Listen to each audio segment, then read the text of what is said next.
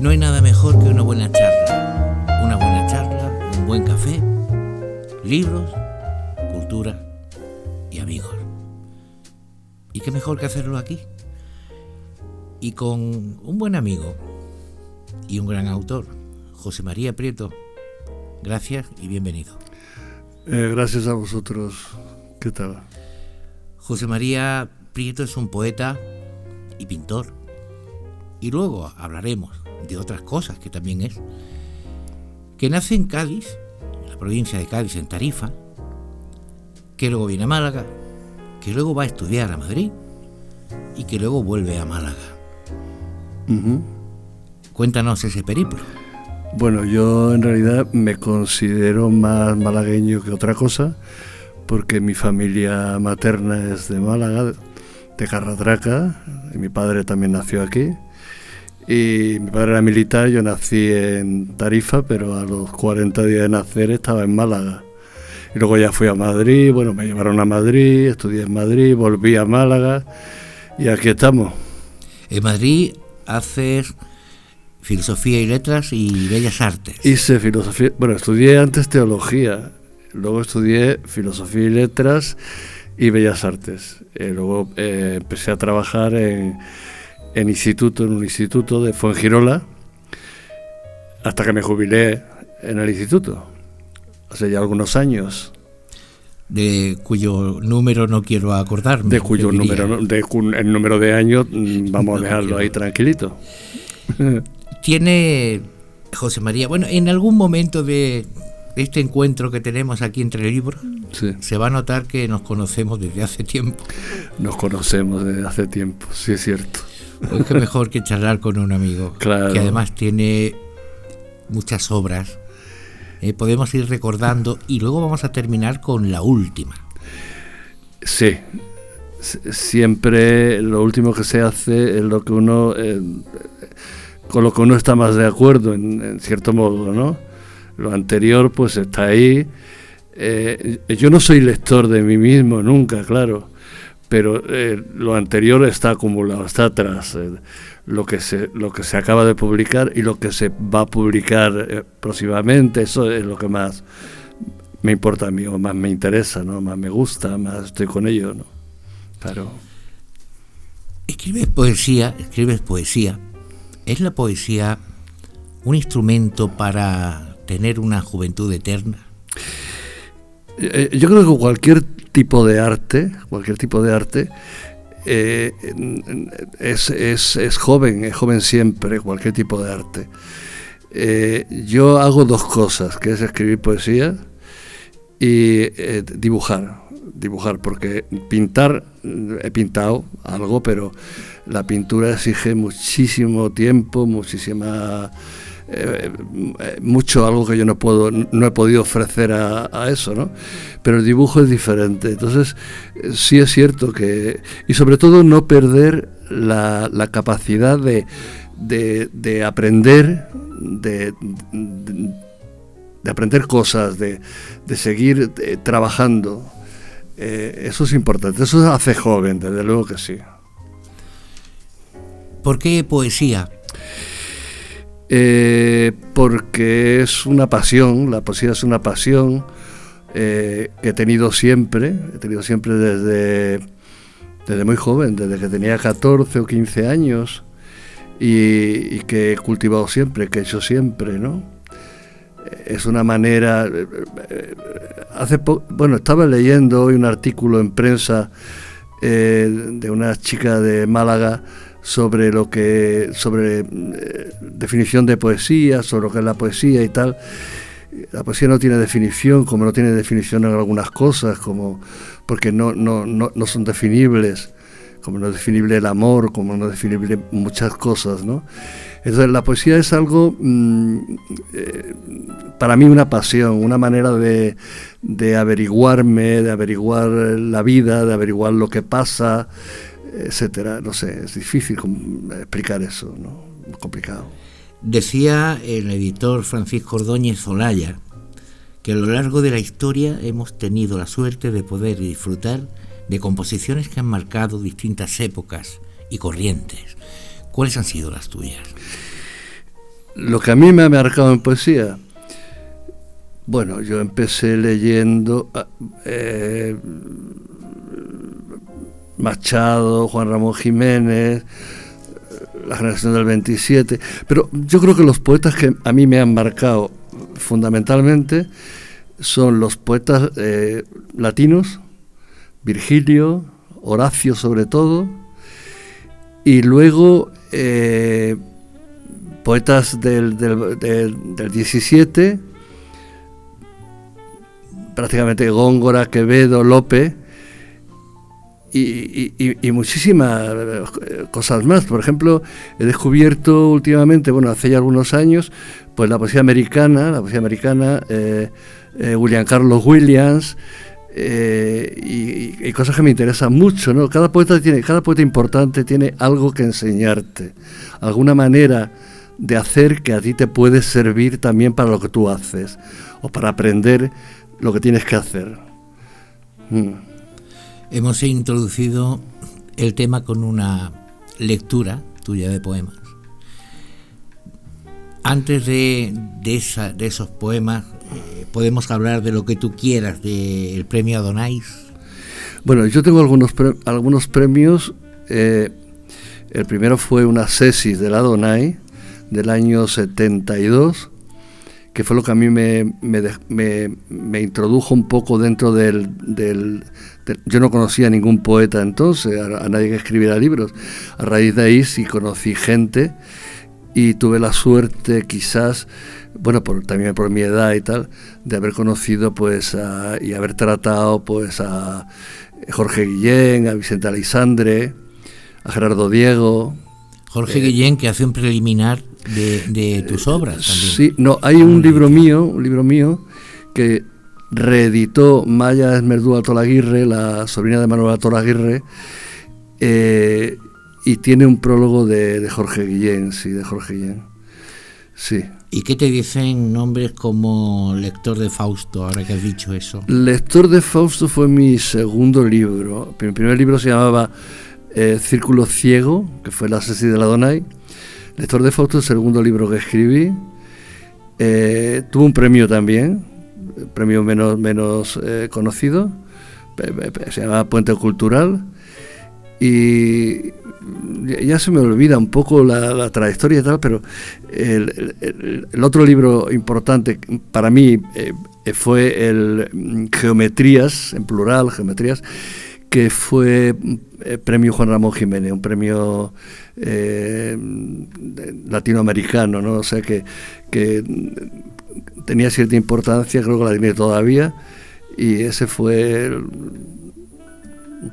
para mí, pero vamos, todo esto no es más que cosas que han pasado y ya está. Y lo importante para mí es trabajar en lo que hago y seguir haciendo como si fuese la primera vez que hago las cosas, que es como yo creo que se debe hacer un arte, el que sea, siempre como si fuese la primera vez, siempre como si estuvieras empezando. Eso es importante, porque eso da frescura y da es mejor que dormirse en laureles que no sirven para nada, vamos. Tú tienes una trayectoria muy larga y muy intensa y de muy buena calidad. ¿Qué te parece esa cantidad de personas que cuando se jubilan, cuando no tienen otra cosa que hacer, se convierten en poetas y en pintores? Bueno, es que eso... esto ayuda a la poesía y a la pintura. Vamos a ver, es que lo que sucede es que el arte, cualquier arte, está en manos de cualquiera que quiera hacerlo. Si hay una señora que de pronto se ha jubilado y de pronto quiere pintar, pues que pinte y pinta. Esa es una pintora. Luego será una buena pintora o una mala pintora. Sucede mucho eso, ¿no? Que la gente cuando ya cumple años y tal y decide escribir poesía o hacer pintura o hacer cosas, ¿no? Recuerdo que Rafael Pérez Estrada llamaba, sobre todo a esta señora la llamaba las pantaloneras, ¿no? Eran las pantaloneras. Pero no hay que decir que eso está mal, es bueno, el arte tiene que... Ojalá todo el mundo hiciera arte, pintara, escribiera, de la manera que sea. Luego ya el que sea mejor o peor, pues no, eso dependerá, ¿no? Pero es bueno, ¿no? Que la gente se ocupe de eso, es importante. Los poetas escribís mucho al amor. La poesía amorosa es difícil, es complicada. Además, la poesía amorosa tiene... escribir... Bueno, decía Borges que había que mitigar énfasis. Y yo creo que cuando se escribe poesía amorosa, como una persona está enamorada, como el que escribe está enamorado, no mitiga esos énfasis. Y luego cuando eso se pasa y se leen esos poemas, resulta que no es lo que era. Es muy difícil escribir poesía amorosa, muy difícil. Escribir sobre el amor es otra cosa, pero escribir poesía de enamorado, eso es complicado, es muy complicado. Yo lo he procurado siempre evitar. ¿Y por tu vida ha pasado el amor? Hombre, claro. ¿Pero se quedó o pasó de largo? El amor siempre pasa de largo, tú lo sabes. El amor pasa de largo, hombre, se puede quedar el cariño, se puede quedar otro amor distinto, otra cosa, que es muy importante que se quede. Mi vida pues no se ha quedado, pero bueno, quién sabe. Nunca es tarde. No se sabe nada. No se sabe nada. Sé que conoces a muchísimos personajes famosísimos del mundo de la literatura y de la poesía, que estaríamos largo rato enumerando. Sí. Me imagino que en esa relación que tú has tenido con este mundo y que has aprovechado en el buen sentido de la palabra, bien, tiene que haber ocurrido grandes anécdotas. Bueno, no lo sé, yo anécdotas divertidas, si quieres saber, tal vez, ¿no? Yo lo que no he hecho nunca es política literaria, yo no he hecho política con eso, y eso no ha sido a lo mejor bueno para mí en cierto sentido, ha sido bueno para mí de mi tranquilidad, de estar bien, de estar a gusto y tal, de ser quizás menos conocido, sí, pero no he hecho política. He conocido a bastantes escritores, creo que importantes, es lógico a mi edad, ¿no? Y tal. Yo recuerdo que yo hablaba contigo de Rafael de León, por ejemplo. Rafael de León, que últimamente se le está reivindicando mucho como poeta, porque como fue letrista de folclóricas, de Piqué, de tal, pero es un poeta, y yo creo que es uno de los, el único discípulo en cierto modo de Lorca. Sí, le conocí en casa del maestro Solano y tal, y era un hombre muy divertido y un hombre muy especial. Bien, que seguro fue origen de muchas anécdotas, yo me imagino. Sí, bueno. Hay cierta relación también, al menos entre una época de la poesía y el mundo folclórico.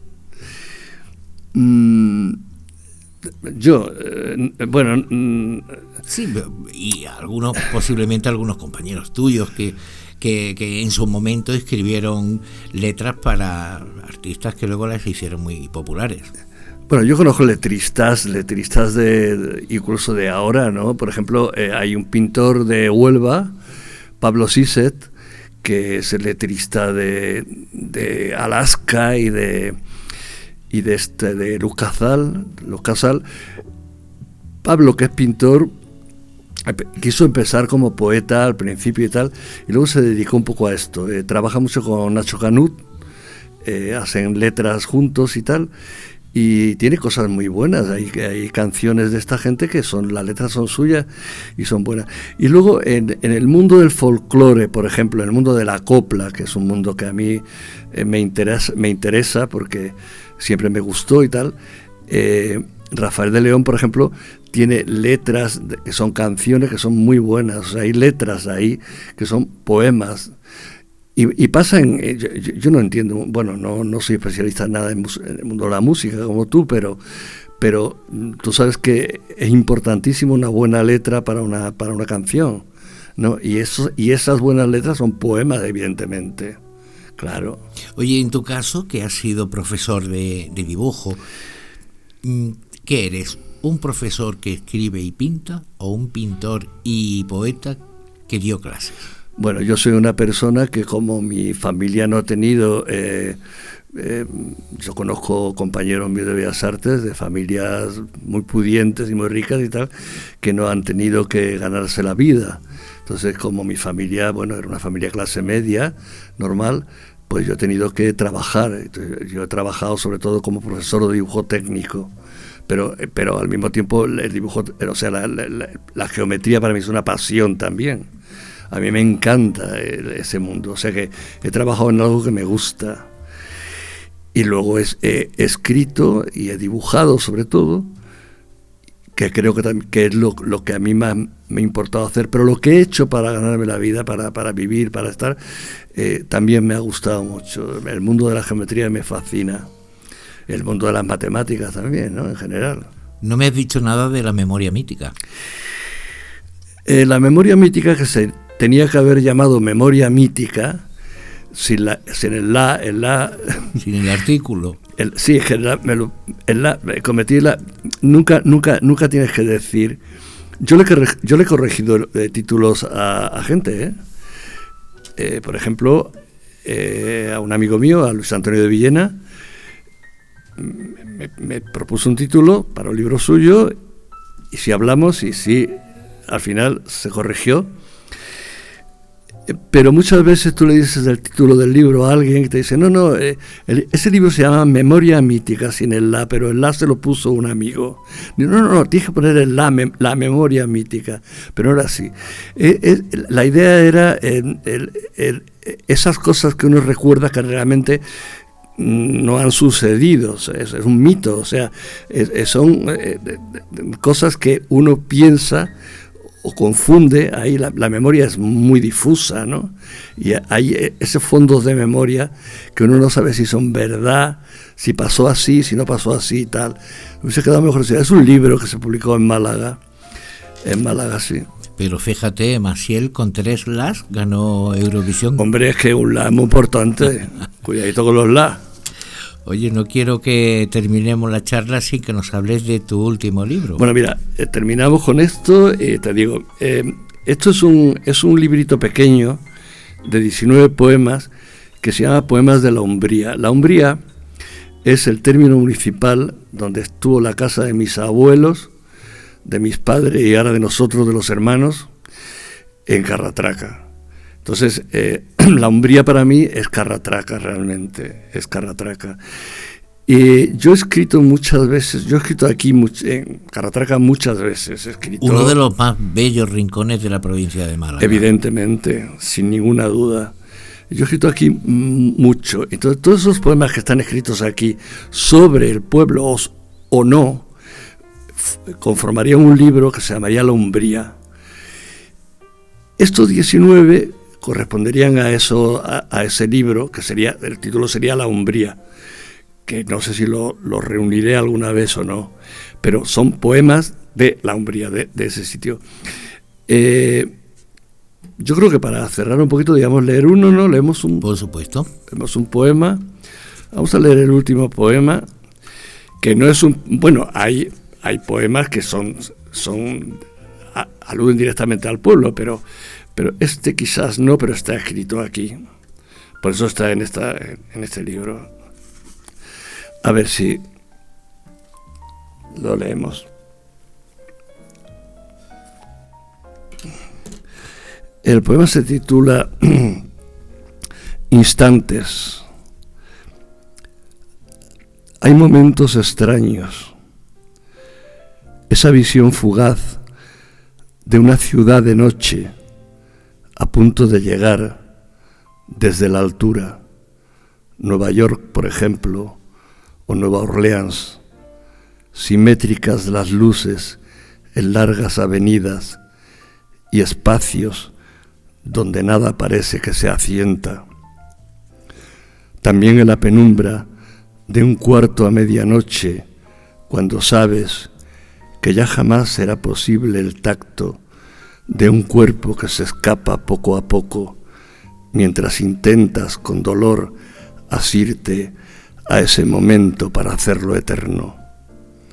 Y algunas otras experiencias, como una tarde en Florencia frente al Palacio Pitti, un invierno en Marruecos, dulcemente arropado en un hotel infame, y tú conmigo. Son espacios del tiempo donde fuiste feliz solo un instante, con miedo de perderte en ese laberinto de la vida que te ofrece sus dones para luego quitártelos. Imágenes fugaces que la memoria guarda y a veces te devuelve desvaídas. Poemas de la Umbría. José María Prieto, es un placer haber compartido este café. El placer es mío. Y volveremos a vernos. Volveremos siempre, don Miguel Ángel.